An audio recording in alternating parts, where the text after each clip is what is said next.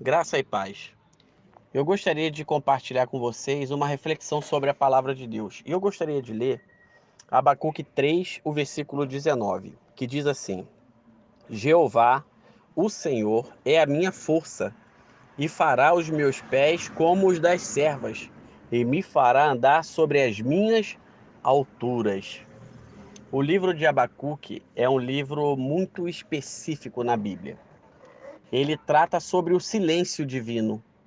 Ele vai falar sobre o momento em que Deus não responde à oração do profeta Abacuque.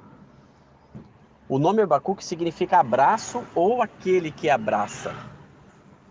Parece, irmãos, que Deus escolhe os momentos mais difíceis da nossa vida para se calar.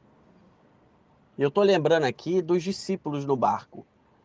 Uma grande tempestade se levantou, as ondas entravam no barco, as águas estavam a ponto de afundar aquele barco. E os discípulos entraram em desespero e foram procurar Jesus. E aonde Jesus estava? Jesus estava no porão daquele barco, dormindo um sono tranquilo. E eles entraram em desespero. Mestre, como o senhor pode estar dormindo no momento em que nós estamos quase morrendo? Jesus vira para eles, diz que a fé deles é pequena, repreende o vento, o mar e eles obedeceram e se fez bonança. A Bíblia fala que se fez bonança. E nas nossas vidas, às vezes é assim. Já reparou que nos momentos mais difíceis da nossa vida, a nossa oração parece que não está sendo ouvida?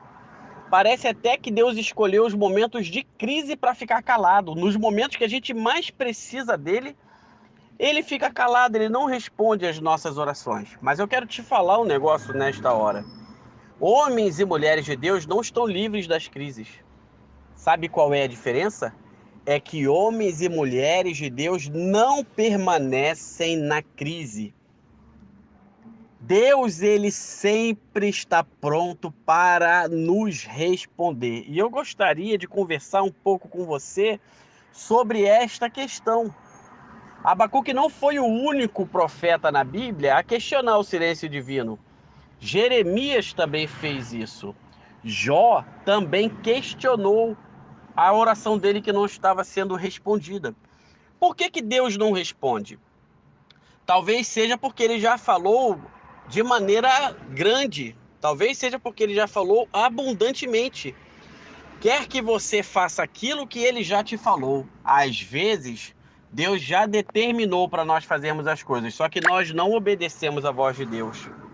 Deus pode também estar falando sem palavras. Vocês lembram de Jairo e a mulher do fluxo de sangue? Jairo foi até Jesus e falou: Mestre, minha filha está morrendo. Minha filha tem 12 anos de idade e está morrendo. No meio do caminho, indo para a casa de Jairo, Jesus interrompe aquela caminhada e fala: Olha, alguém me tocou. E os discípulos questionaram: Mestre, mas tem uma multidão aqui apertando para lá, para cá. E o senhor pergunta: quem foi que te tocou? Jairo estava ali observando este diálogo de Jesus e os discípulos. Mas Jesus fala o quê? Olha, alguém me tocou porque eu senti sair virtude de mim. Ou seja, a cura foi liberada a partir deste toque. E aquela mulher se apresenta e diz: Olha, eu sofro com uma enfermidade há 12 anos. Você lembra quantos anos tinha a filha de Jairo? 12 anos. E ela fala: Olha, já gastei toda a minha fortuna, estava desesperada, mas eu entendi que se tocasse somente nas suas vestes, eu estaria curada. Lembra que Jairo estava recebendo uma lição ali. Jairo estava desesperado, porque sua filha de 12 anos estava morrendo.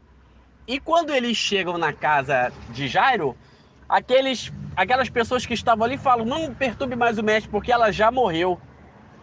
Mas Jairo tinha entendido que aonde Jesus está, existe cura, existe vida. Há um momento certo para a resposta de Deus chegar. Algumas pessoas enxergam o sofrimento como algo impossível na vida do crente. Não, não é impossível. Enquanto nós estamos aqui, nesta terra, nós estamos sujeitos aos sofrimentos. Só deixaremos de sofrer quando nós chegarmos no céu.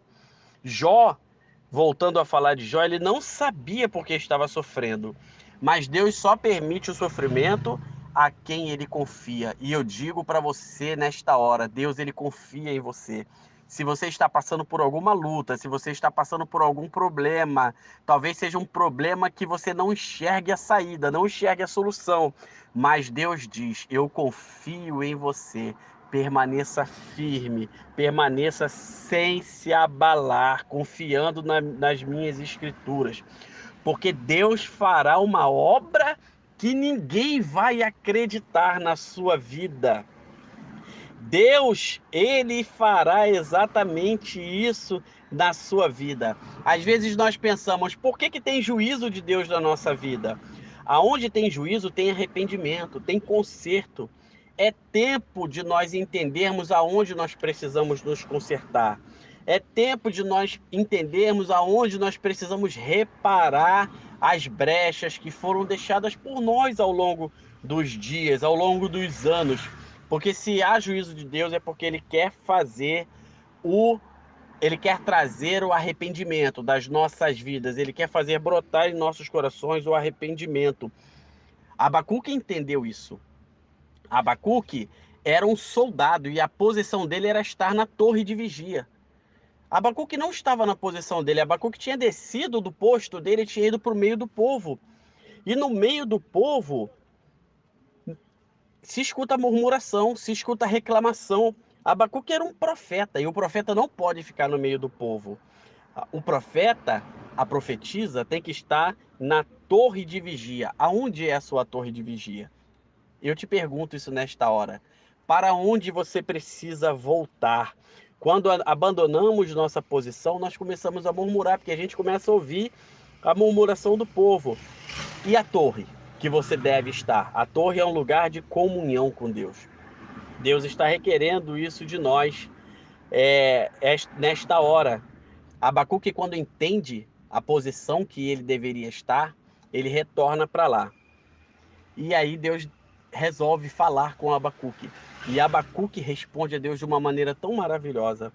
No capítulo 3, o versículo 17, ele diz assim: olha, mesmo não florescendo a figueira, não havendo uvas nas videiras, mesmo não falhando a safra de azeitonas, não havendo produção de alimentos nas lavouras, nem ovelhas no curral, nem bois nos estábulos. Olha o 18 que ele fala nesta oração. Ainda assim eu exultarei no Senhor e me alegrarei no Deus da minha salvação. Quer dizer, quando Abacuque volta para a torre de vigia, quando Abacuque volta para o lugar de onde ele não deveria ter saído, ele fala assim: olha, pode me faltar tudo, mas eu continuarei me alegrando, exultando. Essa palavra exultar significa saltar de alegria. Abacuque fala: olha, eu saltarei de alegria no Deus da minha salvação. Deus hoje nos convida à alegria. Abacuque 3,19 de Jeová, o Senhor é a minha força, Ele é a nossa força, e fará os meus pés como os das servas, e me fará andar sobre as minhas alturas. Deus deseja colocar você sobre tudo isso que você está passando. Ele quer te elevar a um nível de vitória, a um nível de bênção. Fique com Deus, em nome de Jesus.